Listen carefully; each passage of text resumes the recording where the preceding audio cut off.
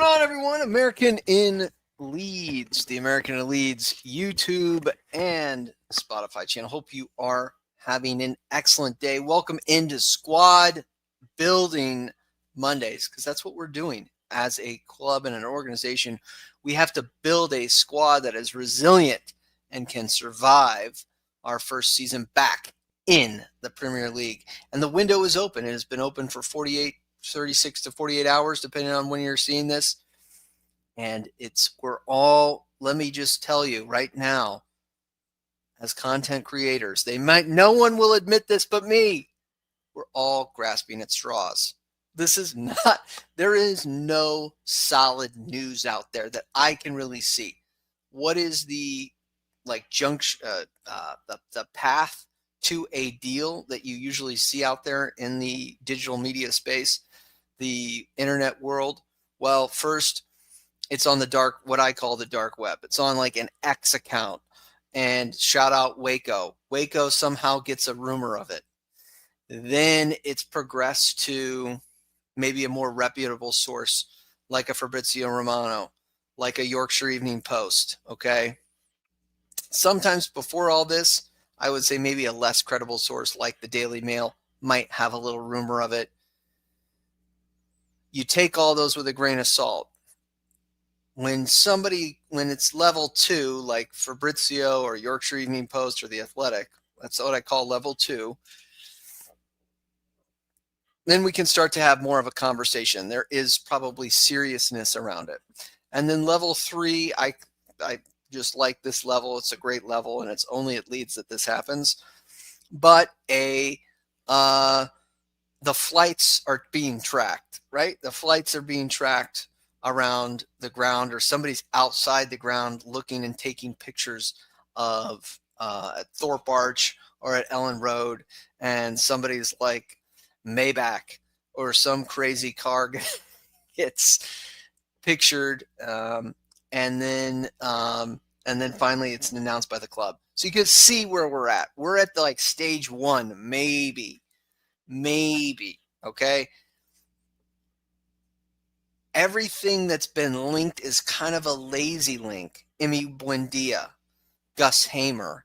I mean, this is low-hanging fruit. Calvin Phillips, Wilson, players that are on freeze, out of contract, a little older. Okay, a lot of this is agent-driven, right? The 49ers operate in silence. We're not going to know stuff like this. These levels will come quick. Once we're serious about a player, the capital will be there and we will move quickly. All right. So, and I got to say this, let's just get stuck in. Calvin Phillips, it just doesn't make sense. $10 million from Calvin Phillips, a fairly reliable source has tweeted this out. And I can pull that up for you, but everybody's been talking about it in the digital media space. He just has had Achilles surgery. I had to double check to see. This had to be, quite honestly, a piss take. I didn't think this is real, just because it would be real if he didn't have Achilles surgery. That would be okay. All right, maybe KP is coming back. We do need depth. They just talked about the spine, and we need bodies. This makes a little bit of sense. And he hasn't had the bit. Maybe he could revitalize his career. I'm open to it. But the fact that he's just had Achilles surgery, as reported by the Daily Mail and Yahoo Sports and other places, doesn't make sense to me. One of two things is wrong. Either the story about him being linked to Leeds United is wrong, or the Achilles story is linked. If they're both correct, then I don't know what's happening in the world, because the timeline for an Achilles injury, recovery, a surgery, I believe, and the only reason you would have a surgery is if it's torn.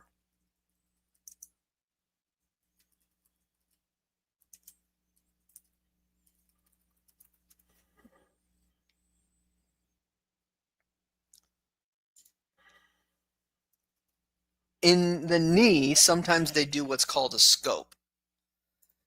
And that can be a shorter time frame, like 2 or 3 months.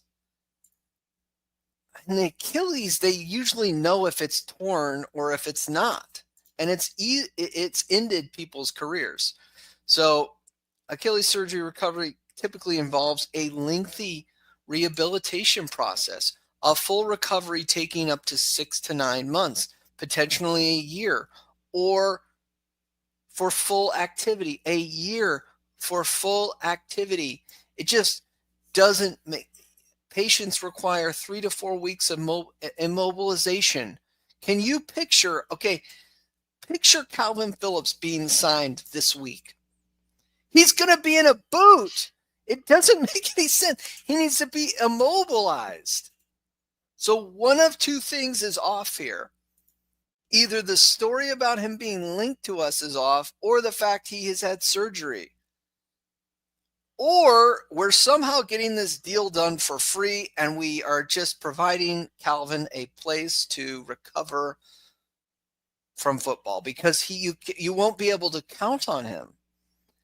He's out. I mean, the report is from Man City and other outlets that the Daily Mail, that he will be gone for 3 months till August. He won't have a preseason. He wouldn't be back till Christmas. I mean, it's just a crazy story. It's a crazy story. I don't buy it. I'm not buying anything. Okay? I don't think we're going to get a deal done this mini 10-day window. I don't think it's going to happen.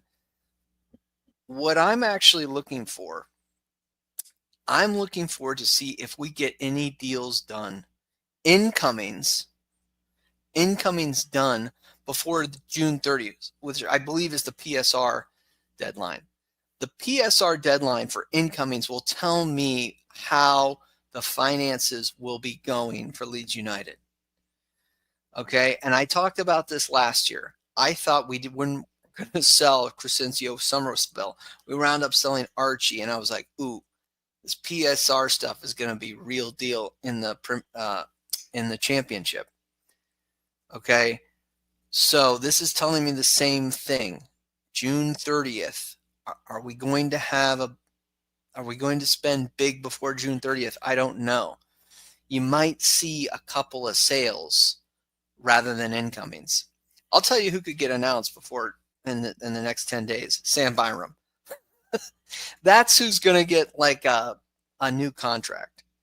And I know that's low-hanging fruit, and people are going to be like, we're starting our rebuild with Sam Byram. Relax. I've always said this. This is my third year saying this in a row. Judge the 49ers, judge the ownership, judge the board when it's pencils down. We can't get business done quickly. Otherwise, we'll be made out of mugs. And I mean, that's why you pay $30 million for Rodrigo. Was Rodrigo Moreno worth $30 million? He was injury prone. He did okay in spots. He was waved. He was up and down, up and down. You know, he struggled under Marcelo Bielsa in the 10, and he wasn't really as the striker. He was injured, and then he came back. He maybe played his best football under Jesse Marsh. I mean, do you really want that type of player like that? So just take it all with a grain of salt. This is a sensible channel. We're going to have sensible takes. And again, I just think that most of the business will be done post June 30th. Okay, that's the Calvin Phillips story. Let's look at the more credible story that's really happened, and then we'll look at squad depth. The credible story that came out in the last probably 24 hours has to do with what Sky News has came out and said, and that was that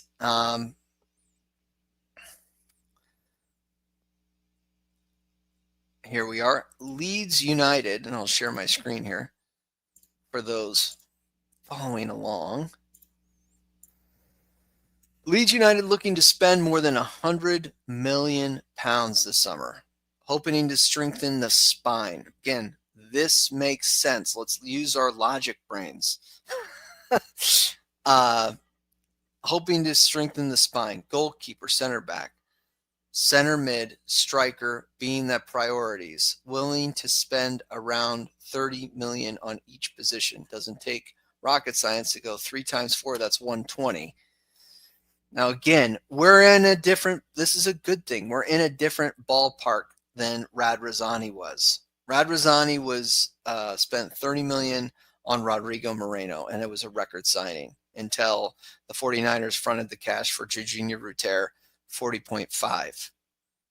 So I have a feeling we're actually going to go over this $100 million budget. We might even go upwards of 150, 170 and have to sell a couple of players in there. But younger, they want to go youth on the right backs and wingers. Okay.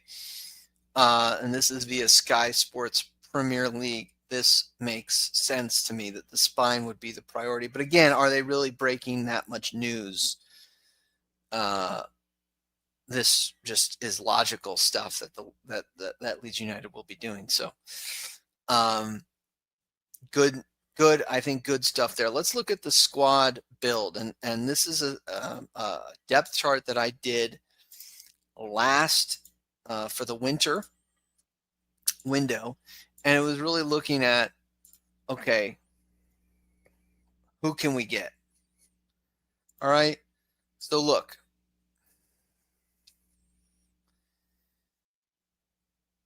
three current goalkeepers. Meslier is rumored to be on the outs. Alex Carnes will not really be part of the squad. And Carl Darlow.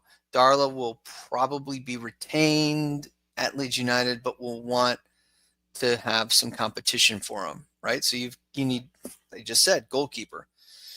Joe Rodon. Behind Joe Rodon, you have a 19-year-old James DeBayo, who might be turning 20. Jaden Bogle. There is no depth behind Jaden Bogle. You need depth behind Jaden Bogle for fullback. Junior Firpo is rumored to be on his way out. Sam Byram will be retained, and then you have Isaac Schmidt. Okay.